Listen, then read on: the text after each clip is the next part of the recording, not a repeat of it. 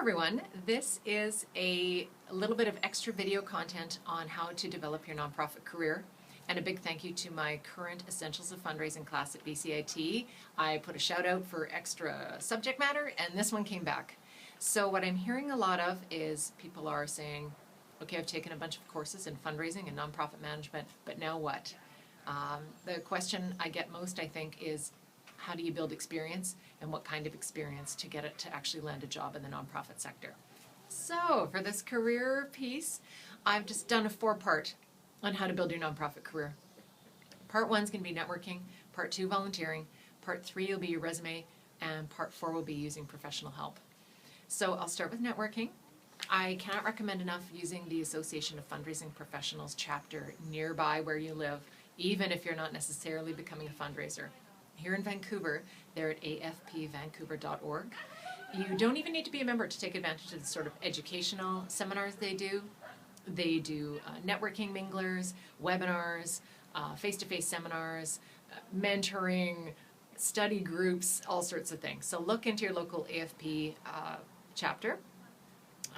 Going a little more broadly in terms of developing your nonprofit career, also think about using meetup.com. That's meetup.com. Basically with meetup.com, you can use that anywhere in North America. You can identify where you live in a geographic range and type in keywords. So what are you interested in? Oh, maybe you're interested in fundraising or program development or being an executive director. You will probably find, if you live in a reasonably sized city, a meetup group that is just a group of like-minded people in careers or sharing the similar interest area that you do. I've got a couple of examples just right here in Vancouver. For example, in the nonprofit sector, there's a meetup group, Blackbaud Users Group, and they discuss Razor's Edge software, which is a type of fundraising software. There is also a Young Nonprofit Professionals group. There's also Net Tuesdays, which is a combination of people meeting about technology in the nonprofit sector, and the list goes on and on. So think about what cause you like and what you're passionate about, and you will probably find a local group to start networking with, which will help your career.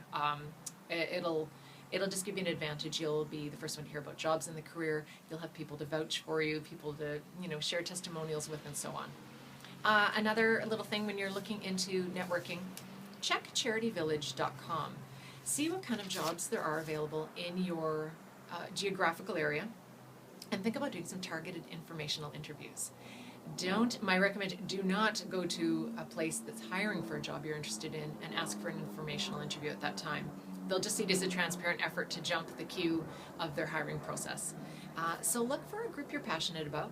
Call up their human resources director or their programs director or their fundraising boss and ask for an information interview with them or their staff to talk about what they do at their organization. That way you can see not only if it's a good fit for you in the future, but also build relationships with people who may end up hiring you for future positions. I cannot guarantee, that one worked well for me when I got a job at the David Suzuki Foundation. I'd done a couple of informational interviews beforehand, and finally when a job was posted, it was my dream job, and I got that job. So I think, and I'm sure more than in a small part due to the fact that I knew some people who worked there from these interviews. So, and in terms of, so those are face-to-face things you can do. Online, I would strongly suggest get yourself a LinkedIn account and a Facebook account if you don't already. LinkedIn is professional, Facebook is for friends, but blend your job searching and your interests on both those sites. Your friends will help you get jobs, and start posting and sharing interesting things about the sector that you find. Post them on LinkedIn, post them to Facebook. Let people know that you're interested in a certain field of work, and it's a good way, if people, you become top of mind in a certain area because of the things you post and the things you share, then the people in your LinkedIn groups and your Facebook connections will be could end up being great resources in finding you that dream job. Okay, so number 2. Wow, that was a long number 1 on networking. Number 2 is a little shorter. How to develop your nonprofit career through volunteering. There's a site for everything, and the one I recommend in Canada at least is govolunteer.ca. They have a ton of interesting positions. The first thing you have to think about is, do I want a job just doing anything, working in a soup kitchen, licking envelopes? Or do I want to consider maybe a more sophisticated job? Maybe I have a little more life experience, and maybe I want to do something such as become a a member of a board of directors. Much more sophisticated. Lower time commitment, but more responsibilities in terms of being on a board. Consider a volunteer role where you can learn something. When I was trying to break into the nonprofit sector and get a job in the environment specifically, I ended up working at a group, and I literally was just licking envelopes and doing some filing. And I realized it was not the kind of experience to get me the kind of sophisticated job I was looking for. So I ended up kind of moving away from that position. And I would say don't take any volunteer job out of desperation. Make sure you'll learn something that you need to learn. Make sure you're passionate about the cause, and make sure you really understand the work you'll be doing before you sign up. For example, maybe you want to learn how to use Razor's Edge fundraising software. Well, if you're looking for a place to volunteer, find an organization that's already using that software and ask them to show you how it works. Don't be afraid to ask for other training as you were in a volunteer position.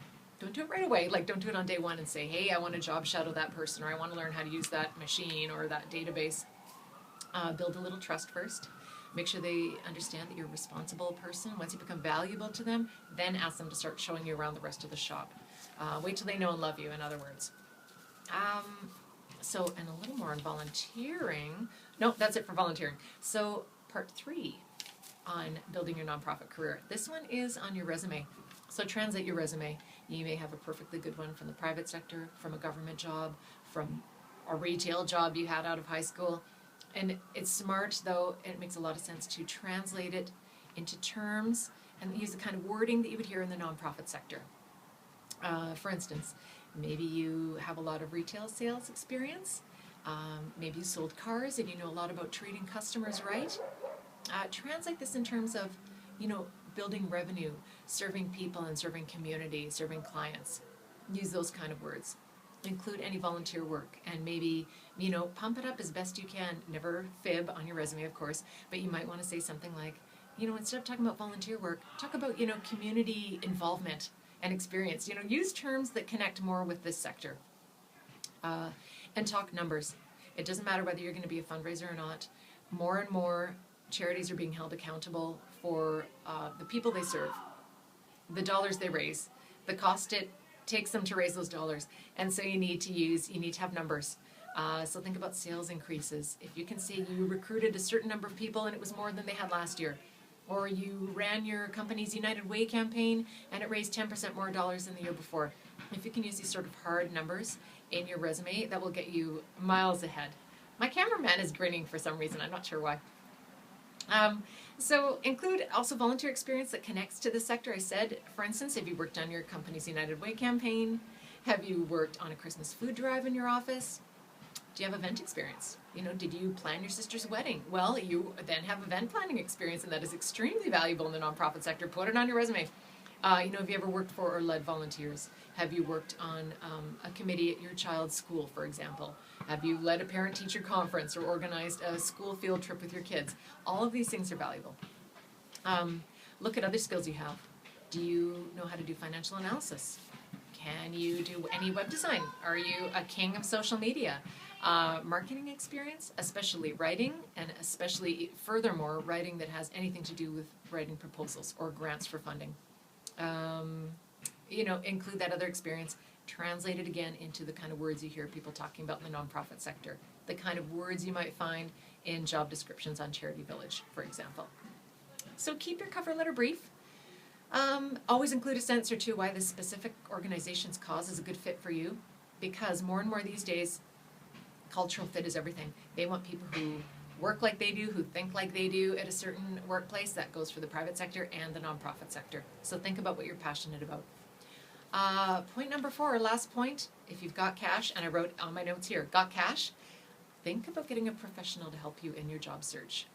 There are recruitment agencies to help you find a job, to help you clean up a resume, to help you practice your interview skills, and they're not as expensive as you might think. Maybe just hit Google, find people in your that are specialists in this sector, and maybe are in your geographical area, and you can compare price, services, testimonials, and so on. For example, in Vancouver, there's a couple groups. There's Catalyst and Company, now called Smart Savvy and Associates. There's individuals such as Phil Gerard Consulting, These are specialists who are focused on recruiting and career building in the nonprofit sector who can help you out.